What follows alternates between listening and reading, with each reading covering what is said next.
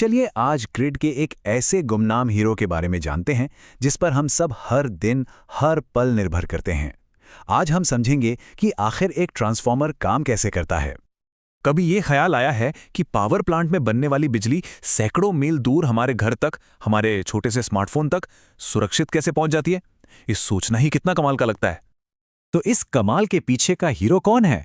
इस बड़े सवाल का जवाब एक छोटा सा लेकिन बहुत ही शक्तिशाली डिवाइस है जिसे हम ट्रांसफॉर्मर कहते हैं। तो आखिर ये ट्रांसफॉर्मर है क्या? देखिए, ये एक स्थिर यानी स्टैटिक इलेक्ट्रिकल डिवाइस है। मतलब इसमें कोई घूमने फिरने वाला पुर्जा नहीं होता। इसका काम है एसी यानी ऑल्टरनेटिंग करंट की पावर को एक सर्किट से दूसरे में भेजना।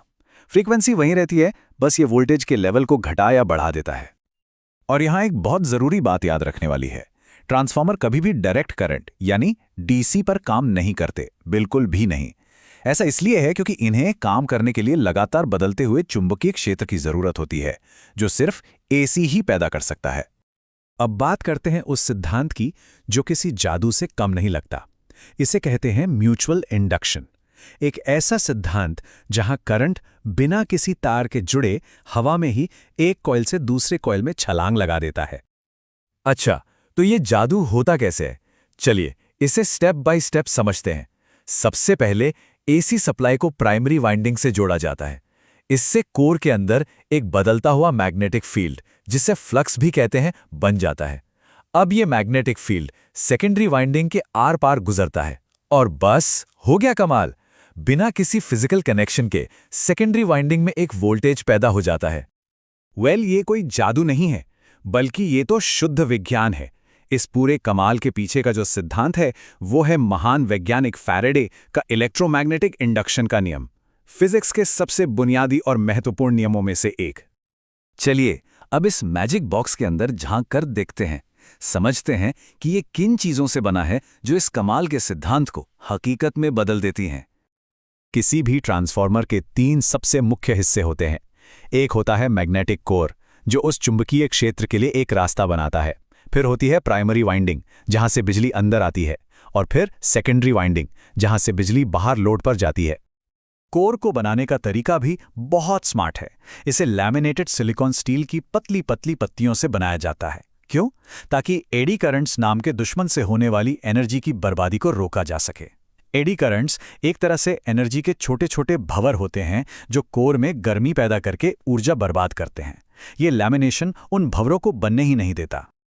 अब ये तो साफ है कि एक ही तरह का ट्रांसफॉर्मर हर जगह फिट नहीं हो सकता। तो चलिए अब देखते हैं कि अलग अलग कामों के लिए कितने तरह के ट्रांसफॉर्मर होते हैं और उनकी क्या भूमिकाएं हैं। मोटे तौर पे 2 तरह के ट्रांसफॉर्मर होते हैं। पहला है स्टेप अप, जो पावर प्लांट में वोल्टेज को बहुत ज्यादा बढ़ा देता है ताकि बिजली को कम नुकसान के साथ लंबी दूरी तक भेजा जा सके। और दूसरा है स्टेप डाउन, जो हमारे मोहल्ले में आकर उस हाई वोल्टेज को कम करके हमारे घरों के लिए सुरक्षित बनाता है। तो ये वोल्टेज घटता बढ़ता कैसे है? इसका सारा राज वाइंडिंग में लगे तार के फेरों यानी टर्न्स की संख्या में छिपा है। अगर सेकेंडरी वाइंडिंग में प्राइमरी से ज्यादा फेरे हैं तो वोल्टेज बढ़ जाएगा, ये हुआ स्टेप अप। और अगर प्राइमरी में ज्यादा फेरे हैं और सेकेंडरी में कम तो वोल्टेज घट जाएगा, ये हुआ स्टेप डाउन। सिंपल।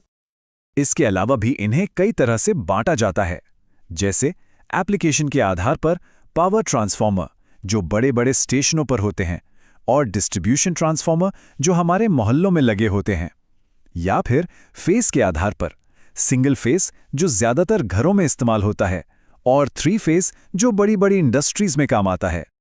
देखिए, दुनिया में कोई भी मशीन 100% परफेक्ट नहीं होती, और ट्रांसफॉर्मर भी इससे अलग नहीं है। तो चलिए अब बात करते हैं इसमें होने वाले एनर्जी लॉस और इसकी एफिशिएंसी यानी दक्षता की।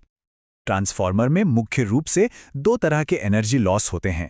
पहला है कोर या आयरन लॉस। ये कोर की वजह से होता है और ये हमेशा एक जैसा रहता है, चाहे लोड कितना भी हो। दूसरा है कॉपर लॉस, जो वाइंडिंग के तार की वजह से होता है और ये लोड के साथ साथ बदलता रहता है। लेकिन इन सारे नुकसानों के बावजूद ट्रांसफॉर्मर अविश्वसनीय रूप से एफिशिएंट डिवाइस होते हैं। इनकी एफिशिएंसी आमतौर पर 95% से भी ज्यादा होती है। इसी वजह से ये इलेक्ट्रिकल इंजीनियरिंग के सबसे कुशल आविष्कारों में से एक माने जाते हैं। तो सवाल ये है कि एक ट्रांसफॉर्मर अपनी सबसे अच्छी परफॉर्मेंस कब देता है?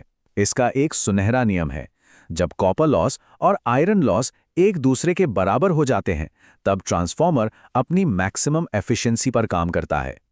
तो जैसे जैसे हमारी दुनिया और ज़्यादा इलेक्ट्रिक हो रही है और हम रिन्यूएबल एनर्जी की तरफ बढ़ रहे हैं, ये सोचना दिलचस्प है कि भविष्य के ट्रांसफॉर्मर्स कैसे होंगे।